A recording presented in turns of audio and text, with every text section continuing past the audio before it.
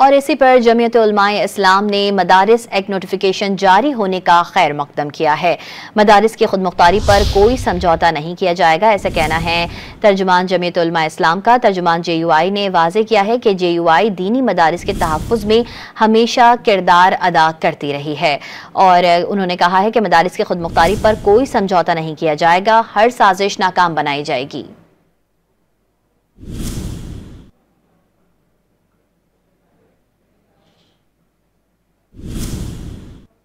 और इसी पर जमीयत उलमाए इस्लाम ने मदारिस एक्ट नोटिफिकेशन जारी होने का खैर मकदम किया है।